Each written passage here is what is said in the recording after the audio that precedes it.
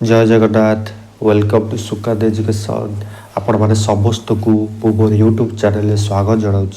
जो थी कि आपण मैंने पाती केवल एजुकेशनल वीडियो तेरे पूर्व वीडियो में आपण मान सहित जो आपर यूनिट 1 क जोटा रही शब्द विषय तार मु कौन कली ना एक मार्किया मुझे अलरेडी डिस्कसन कर सारी जार कि वीडियो आपण मैंने प्लेलिस्ट में पाइबे जो मैंने देखी ना जाकि देखिपारे और आज वीडियो मुझे कौन करी ना आपण मान जो 2 मार्किया क्वेश्चन आंसर देती 2 मार्क्स से विषय में आज डिस्कसन करी ता पूर्व जदि जो मैंने ये चैनल को नुआ कर विजिट कर चैनल को ए पर्यटन सब्सक्राइब करना तेज सब्सक्राइब करने को भूलु ना ता सहित पाखे था बेल आइकन को प्रेस करूँ ताल देखा आपर जो 2 मार्किया क्वेश्चन आंसर रोचे से विषय आज वीडियो में डिस्कस करवा जो 2 मार्किया को आप कौन ना अति अधिक लिखा दरकार नहीं 2 ରୁ 3ଟି वाक्य लिखा उत्तर दूसरी क्वेश्चन ही मेंशन कर दूसरी 2 मार्किया 2 कि 3ଟି वाक्य उत्तर दियो ताले फास्ट क्वेश्चन कौन देती तार देखा शब्द क्या कहती उदाहरण सह दर्शाओ माने शब्द क्या कहती लिख जोड़ा पार्ट रोज देखुच शब्द क्या कहती एवं उदाहरण सह दर्शाओ जोड़ा पार्ट रही फास्ट तुम डेफिनेशन लिख शब्द क्या कहती नेक्स्ट लिख उदाहरण सह दर्शाओ फास्ट कौन लिख तुम अर्थ प्रदान करुवा गोटे वर्ण कि वर्णर समष्टि को शब्द कहुए बहुत सिंपल कौन लिख जो जिनसा अर्थ प्रदान करुवा गोटे वर्ण कि वर्णर समष्टि को आम कौन कहे शब्द कहुए अर्थबोध आनीपार ना वर्ण समष्टि पकर विगस हनिक नक प्रभृति केवे शब्द पदवाच्य नुहे जोटा कि तुमको कौन ना फास्ट वीडियो कहती पड़ पाड़ी भर डिफरेन्स कहते जोटा कौन ना जो अर्थ प्रकाश करनी जोटा अन्य लोक बुझीपार नहीं से कौन ना गोटे वर्णर जो समष्टि रोचे से केवल शब्द हो पारे जोटा अर्थ प्रकाश कर लोक बुझीपारे सेटा हूँ कौन ना प्रकृत शब्द जी कौन ना अर्थबोध आनीपार ना वर्ण जो यही सब जिन रोचे केवे कौन ना शब्द पदवाच्य नुहे शब्द हूँ भाषार कौन ना बाह्य स्तर और अर्थ हूँ भाषार कौन ना अर्थ निहित स्वर तापर यार उदाहरण कौन देला द प्लस अ स प्लस अ हूँ देश द प्लस अ हूँ आमर कौन देय बोली आम कहीपर प प्लस अ र प्लस ब प्लस अ त प्लस अ पर्वत सरे हलत भ नरे हलत भ प्लस अ र प्लस अ हूँ सुंदर भुवनेश्वर कौन भव प्लस भ ब प्लस द प्लस ये कौन देख मुझे तुमको कहूँ ये तुम बुझीपार टे मुझे तुमको कहूँ ये 2टा जिनस मिसिकी देश हूँ ये सेमती कौन ये सब 3टा प रमी हूँ माने कौन बुझ मुझे तुमको कहूँ टिके समय दियो ये कौन द प्लस अ ए कौन हमर हो दे हो स प्लस अ होमर कौन हो देश हो देख ये के सुंदर सहित एक्जाम्पल देती प प्लस अ होमर ये कौन हो प हो फास्ट र प्लस बर हलद देती तापर अ होमर कौन हो बर रेफ होमर त प्लस अ होमर त हो ये कौन देती उदाहरण सह दर्शा से कौन किपर सुंदर भाव में उदाहरण देती से टाइप कौन सरे हलत भ होमर कौन ना सु हो द प्लस अ होमर कौन हो अन्न हो र प्लस अ होमर र हो केमती भुवनेश्वर शब्द के भ प्लस भ हो भू हो ब प्लस अ हो ब हो कौन ड प्लस ए हो ने हो सरे ओ तापर अ र हलद होमर कौन स्वर हो देख सुंदर भाव में किपर ये उदाहरण देकी बुझे जदि परीक्षार क्वेश्चन आस शब्द क्या कहती उदाहरण सह दर्शाओ तुम यहीपरि भाव में सुंदर भाव में लिखिपर केते सुंदर भाव में ये लिखाई नेक्स्ट क्वेश्चन कौन देर ओडिया भाषा शब्दावली को केते भाग विभक्त कर जोटा कि तुम मन को सर्ट क्वेश्चन कहूली 1 मार्किया ओडिया भाषा शब्दावली केते भाग विभक्त कर 4 भाग अति सहज तत्सम तद्भव देशज वैदेशिक कौन अच्छे आधार बहुत भल ये कौन आराम से तुम 2 मार्क पाई कौन पचारा कौन ओडिया भाषा शब्दावली को केते भाग विभक्त कर कौन कौन तो आराम से लिख 4 भाग विभक्त कर से शब्द गुड़िक कौन आमर केते भाग तत्सम तद्भव देशज आ वैदेशिक तापर नेक्स्ट क्वेश्चन करदेला रूढ़ी शब्द क्या कहती ये जो आम रूढ़ी शब्द आम व्यवहार करछे क्या कहती कह रही उत्तर ता जो शब्द प्रकृति प्रत्ययगत अर्थ प्रकाश न करी भिन्न अर्थ प्रकाश करे ताकू रूढ़ी शब्द कहुए पारे कौन जो शब्द आम व्यवहार करुचे सी कौन दा जो सब शब्द से व्यवहार कराई से अर्थ प्रकाश न करी जदि गोटे भिन्न अर्थ प्रकाश करें कौन ना रूढ़ी शब्द कहुए जदि कौन जैसे आम आकाश कईया चिलिका माछ गोटे रूढ़ी आम प्रयोग कर कौन ना आकाश कईया चिलिका माछ कुआड़े जिनसटा कि तार अर्थ हूँ अलग प्रकार से विषय ठीक अच्छे जो शब्द प्रकृत प्रत्ययगत अर्थ प्रकाश करे ये जो आकाश का चिलिका माछ ए शब्द कौन अर्थ ना ये जो रूढ़ी प्रयोग कर जो जगार तार अर्थ हूँ अलग ताकू कौन ना रूढ़ी शब्द बोली आम कहुए जेपरी व्याघ्र शब्द यही शब्द प्रकृत प्रत्ययगत अर्थ है जी विशेष रूप से आग्रहण करए मात्र व्याघ्र शब्दटी भिन्न अर्थ ये बुझाऊँगी ताहा हूँ हिंस जतु विशेष से वृक्ष शब्द यही शब्दर प्रकृत अर्थ हूँ जहाँ को छेदन कराए किंतु यह गछ को बुझाऊँगी माने कौन ना वृक्ष शब्द यार प्रकृत अर्थ हूँ कौन ना जहाँ कौन ना छेदन कराए किंतु यह कौन ना गछ को आम ये बुझाऊँगी माने जहाँ शब्द यूज कर से शब्दर अर्थ न बुझे अलग अर्थ जब प्रकाश कला ताको रूढ़ी शब्द कहुए तापर जोग रूढ़ी क्या कहती देखा जोग रूढ़ी क्या कहती ता जो शब्द विपूतिगत अर्थ वस्तु को बुझाइबा संभव हेले मध्य से शब्द गोटे मात्र वस्तु को बुझाए ताकू कौन आमर ना जोग रूढ़ी शब्द कहुए जथा कौन ना पंकज यार विपूतिगत अर्थ है कौन ना पंकरु जात जे पंकरु जात होइछि से होछि पंकज पकरु विभिन्न पदार्थ जात हेले सुधा पंकज कहले पद्म फूल की बुझाए माने पद्म आमर जो पंकज कौन ना विभिन्न पदार्थ जात हेले कौन हम पद्मरु जात जीए ताको कौन आम ना पद्म बोली आम बुझुचे नेक्स्ट क्वेश्चन कर देछि जुग्म शब्द क्या कहती कर भी उत्तर ना ओडिया भाषा रे दुईटी शब्दर संयोग केतोटी शब्द आमर गठित होता है माने दुईटी शब्द विषय आमर कौन ना शब्द जोग हुई केतोटी शब्द आमर संगठित होता है यह कौन कहुए आमर ना जुग्म शब्द कहुए जुग्म शब्दर अन्य नाम शब्द आम कौन ना जोड़ी शब्द कहीपर जुग शब्द गुड़िक है कौन ना आशा गोटे शब्द आउ गोटे हूँ भरोसा गोटे शब्द से दीटा मिसिक कौन ना आशा भरोसा होपर टंका पैसा हाट बजार धान चाउल कली कजिया लिपा पोछा लाभ क्षति बंधु बांधव झगड़ा झाटी पढ़ा पढ़ी चक चक इत्यादि कौन ना जुग्म शब्द बोली आम कहीपर तापर क्वेश्चन कर देछि यौगिक शब्द क्या कहती यौगिक शब्द क्या कहती कौन भी उत्तर ता प्रकृति प्रत्ययगत अर्थ को जो शब्द प्रकाश करते माने प्रकृतिर जो प्रत्ययगत अर्थ को जो शब्द प्रकाश करता है ताहा कौन कह जाए ना यौगिक शब्द कहती जथा कौन आम कहीपर पच प्लस अक कौन प प्लस अ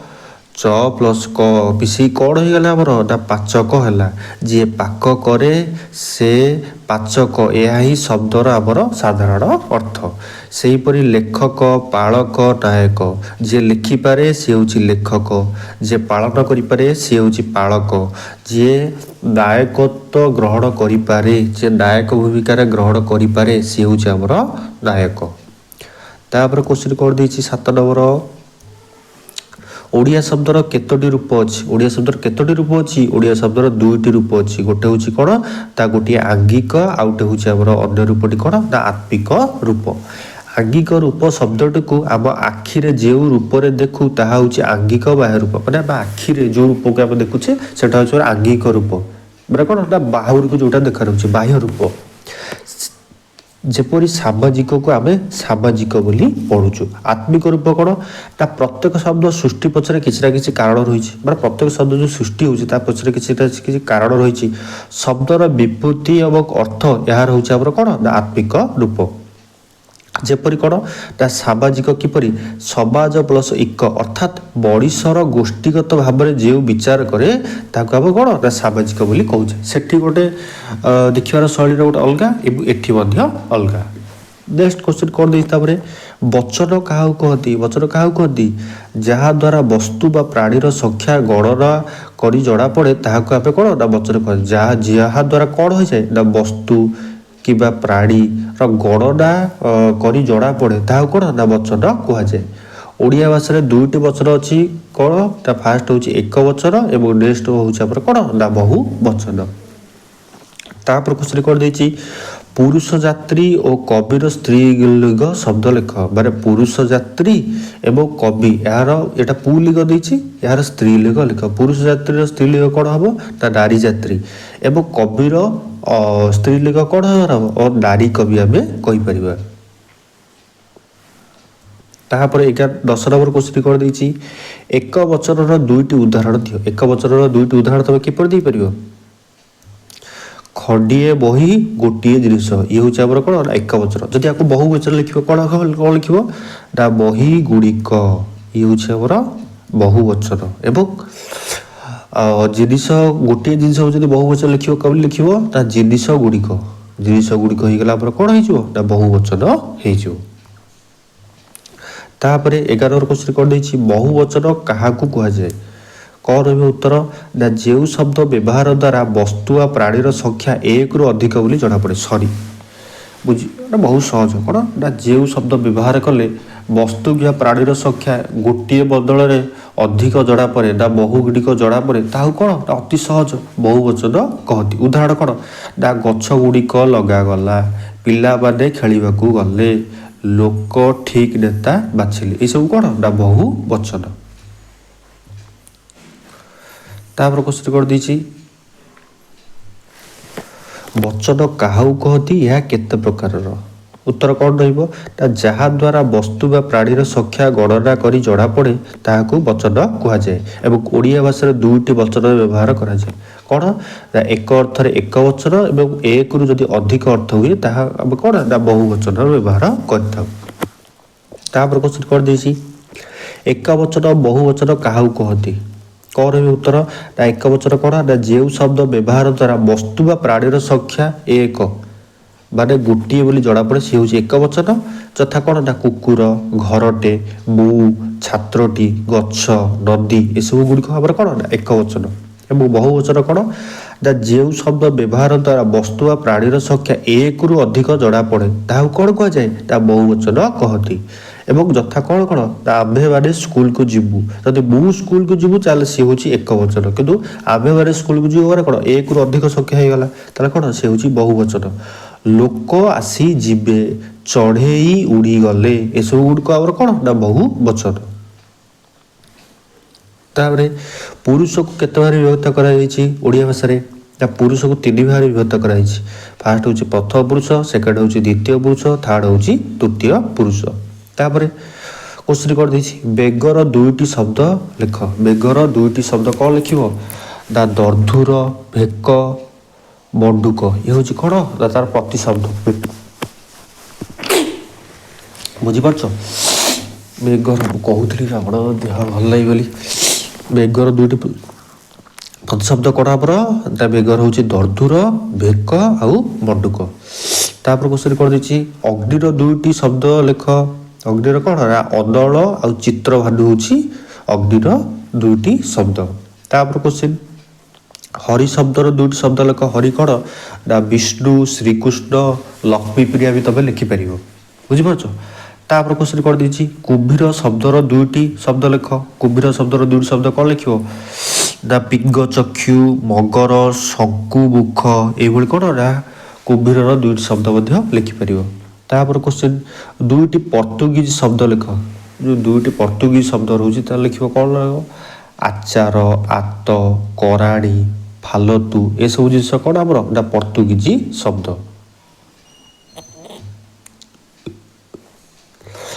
तापर क्वेश्चन कर दीजिए दुईटी समचारितर भिन्नार्थबोधक शब्द ये लेख जेठी तुमको से एग्जाम्पल बुझुली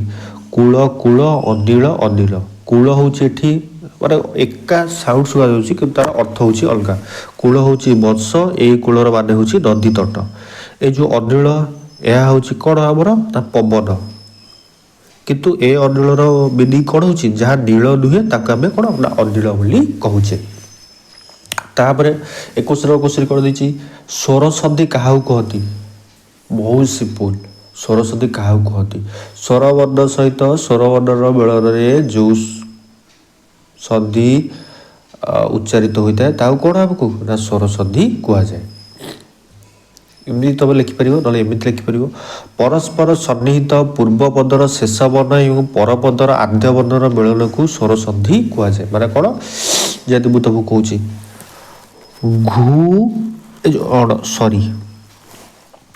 ବୁଝୁଛି ତମକୁ କ'ଣ କହିଲା ଏଠି, ପରସ୍ପର ସନ୍ନିହିତ ପୂର୍ବ ପଦର ଶେଷ ବର୍ଣ୍ଣ ମାନେ ଏଇ ଯେଉଁ ର ଏବଂ ପରପଦର ଆଦ୍ୟ ବର୍ଣ୍ଣ ମାନେ ଅ,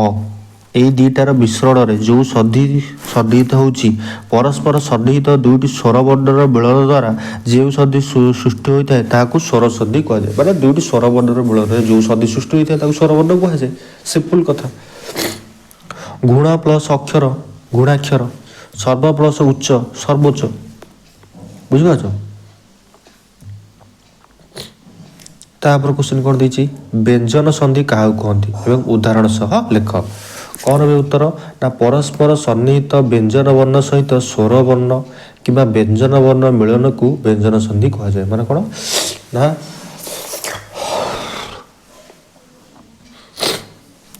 ପରସ୍ପର ସନ୍ନିହିତ ବ୍ୟଞ୍ଜନ ବର୍ଣ୍ଣ ସହିତ ସ୍ୱର ବର୍ଣ୍ଣ କିମ୍ବା ମାନେ ବ୍ୟଞ୍ଜନ ବର୍ଣ୍ଣ ସହିତ ବ୍ୟଞ୍ଜନ ବର୍ଣ୍ଣର କିମ୍ବା ବ୍ୟଞ୍ଜନ ବର୍ଣ୍ଣ ସହିତ ଯଦି ସ୍ୱର ବର୍ଣ୍ଣର ମିଳନ ହେଲା ତାହାକୁ ଆମେ କ'ଣ କହୁଛେ ନା ବ୍ୟଞ୍ଜନ ସନ୍ଧି କହୁଛେ। ଯଥା କ'ଣ, ଦିକ୍ ପ୍ଲସ୍ ଅନ୍ତ ହେଉଛି ଦିଗନ୍ତ, ଉତ୍ ପ୍ଲସ୍ ଛେଦ ହେଉଛି ଉଚ୍ଛେଦ, ଦିକ୍ ପ୍ଲସ୍ ଅମ୍ବର ହେଉଛି ଦିଗମ୍ବର। ତାପରେ କ୍ୱେଶ୍ଚିନ୍ କ'ଣ ଦେଇଛି, ଦୁଇଟି ବିସର୍ଗ ସନ୍ଧିର ଉଦାହରଣ ଦିଅ। କ'ଣ ନା ପଦର ର ଆଉ ସ ସ୍ଥାନରେ ବିସର୍ଗ ହୁଏ, ତାର ଉଦାହରଣ ଦିଅ। ନିହି ପ୍ଲସ୍ ଧନ ହେଉଛି ନିର୍ଧନ, ପୁନଃ ପ୍ଲସ୍ ଉକ୍ତି ହେଉଛି ପୁନରୁକ୍ତି, ନିହି ପ୍ଲସ୍ ଚୟ ହେଉଛି ନିଶ୍ଚୟ, ଦୁବ୍ ପ୍ଲସ୍ ଚିନ୍ତା ହେଉଛି ଦୁଶ୍ଚିନ୍ତା। ବୁଝିପାରୁଛ। ତାପରେ କ୍ୱେଶ୍ଚିନ୍ କ'ଣ ଦେଇଛି, ଶବ୍ଦ ଗଠନ ଧାରାରେ ଆମେ କେଉଁ କେଉଁ ଶବ୍ଦକୁ ନେଇଥାଉ। ମାନେ ଶବ୍ଦକୁ ଯେଉଁ ଆମେ ଗଠନ ଧାରାରେ ଆମେ କେଉଁ କେଉଁ ଶବ୍ଦକୁ ନେଇଥାଉ, ଶବ୍ଦ ଗଠନ ଧାରାରେ ଆମେ ପ୍ରତି ଶବ୍ଦକୁ ନେଇଥାଉ, ସମଚାରିତ ଶବ୍ଦ ନେଇଥାଉ, ବିପରୀତ ବୋଧକ ଅର୍ଥ ତାକୁ ବି ନେଇଥାଉ ଏବଂ ସମାର୍ଥ ବୋଧକ ଶବ୍ଦ ମଧ୍ୟ ନେଇଥାଉ। ଏଇଭଳି ଟାଇପ୍ର କ'ଣ ତା ଶବ୍ଦର ଗଠନ ଧାରାରେ ଆମେ ବିଭିନ୍ନ ଶବ୍ଦକୁ ନେଇଥାଉ। ତାପରେ କ୍ୱେଶ୍ଚିନ୍ କରିଦେଇଛି, ଚାରୋଟି ତତ୍ସମ ଶବ୍ଦ ଲେଖ। ଚାରୋଟି ତତ୍ସମ ଶବ୍ଦର ଲେଖ। କ'ଣ ଲେଖିବ ନାମ, ନଦୀ, ଗ୍ରାହକ, ଗୋଷ୍ଠୀ, ଘୃତ, ଏଇଭଳି ଆମର କ'ଣ ନା ଏଗୁଡ଼ା ହେଉଛି ଆମର ତତ୍ସମ ଶବ୍ଦ।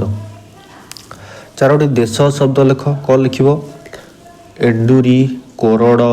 କୁଟା, କାକରା, ଝାଟୁଆ, ଖପରା, ଏସବୁ ହେଉଛି ଆମର କ'ଣ ନା ଦେଶଜ ଶବ୍ଦ। ତାପରେ କ୍ୱେଶ୍ଚିନ୍ କରିଦେଇଛି, ଚାରୋଟି ତଦ୍ଭବ ଶବ୍ଦ ଲେଖ। କ'ଣ ରହିବ ଉତ୍ତର, ନଈ, ଗରାଖ, ଘିଅ, ନଅର, ଏସବୁ ହେଉଛି ଆମର କ'ଣ ନା ତଦ୍ଭବ ଶବ୍ଦ। ତାପରେ କ୍ୱେଶ୍ଚିନ୍ କରିଦେଇଛି, ଚାରିଗୋଟି ବୈଦେଶିକ ଶବ୍ଦ ଲେଖ। କ'ଣ ଲେଖିବ, ଆଇନ, କୁର୍ତ୍ତା, ଅର୍ଡ଼ରଲି, ଅକ୍ତିଆର, ଏସବୁ ଜିନିଷ ହେଉଛି ଆମର କ'ଣ ନା ବୈଦେଶିକ ଶବ୍ଦ। ତାପରେ କ୍ୱେଶ୍ଚିନ୍ କରିଦେଇଛି, କେଶର ସମାର୍ଥବୋଧକ ଶବ୍ଦ ଦୁଇଟି ଲେଖ। କେଶର ଦୁଇଟି ସମାର୍ଥବୋଧକ ଶବ୍ଦ କ'ଣ ଲେଖିବ ନା ଚିକୁର ଆଉ ବାଳ, ଏ ଦୁଇଟି ହେଉଛି କ'ଣ ଆମର ନା କେଶର ସମାର୍ଥବୋଧକ ଶବ୍ଦ। ତେବେ ଆଜିର ଏହି ଭିଡ଼ିଓରେ ମୁଁ ଆପଣମାନଙ୍କ ସହିତ 2 ମାର୍କିଆର ସମସ୍ତ କ୍ୱେଶ୍ଚିନ୍ ମୁଁ ଡିସ୍କସନ୍ କଲି। ଆପଣମାନଙ୍କର ଯେଉଁ ୟୁନିଟ୍ 1ର ଯେଉଁ କଟି ଆମର ରହିଛି ତାର 2 ମାର୍କିଆ ସମସ୍ତ କ୍ୱେଶ୍ଚିନ୍ ମୁଁ ଡିସ୍କସନ୍ କରିଛି। ମୁଁ ଆଶା କରୁଛି ଆପଣମାନଙ୍କୁ ଏ ଭିଡ଼ିଓ ନିଶ୍ଚୟ ଭଲ ଲାଗିଥିବ। ଯଦି ଭିଡ଼ିଓ ଭଲ ଲାଗିଛି ତେବେ କମେଣ୍ଟ ମାଧ୍ୟମରେ ନିଶ୍ଚୟ ଆପଣଙ୍କ ଫିଡ଼ବ୍ୟାକ୍ ମୋତେ ଜଣାନ୍ତୁ। ତା ସହିତ ଯଦି ନୂଆ କରି ଚ୍ୟାନେଲକୁ ଭିଜିଟ୍ କରୁଛନ୍ତି ତେବେ ଚ୍ୟାନେଲକୁ ଲାଇକ୍ କରିବା ସହିତ ନିଜର ସାଙ୍ଗମାନଙ୍କ ସହିତ ସେୟାର କରନ୍ତୁ ଏବଂ ଚ୍ୟାନେଲକୁ ମଧ୍ୟ ସବସ୍କ୍ରାଇବ୍ କରନ୍ତୁ ଏବଂ ପାଖରେ ଥିବା ବେଲ୍ ଆଇକନ୍କୁ ପ୍ରେସ୍ କରନ୍ତୁ ଏବଂ ସେଥିରେ ଅଲ୍ ନୋଟିଫିକେସନ୍ ଅନ୍ କରନ୍ତୁ। ଯେପରି ମୁଁ ଯେଉଁ ନୂଆ ନୂଆ ଭିଡ଼ିଓ ଅପଲୋଡ଼ କରିବି ତାର ନୋଟିଫିକେସନ୍ ସର୍ବପ୍ରଥମେ ଆପଣମାନେ ପାଇଯିବେ। ତେବେ ମୁଁ ରହୁଛି, ଆପଣମାନଙ୍କ ସହିତ ପୁଣି ଦେଖା ହେବ ନେକ୍ସଟ ଭିଡ଼ିଓରେ। ସେ ପର୍ଯ୍ୟନ୍ତ ମୋତେ ବିଦାୟ ଦିଅନ୍ତୁ। ଧନ୍ୟବାଦ।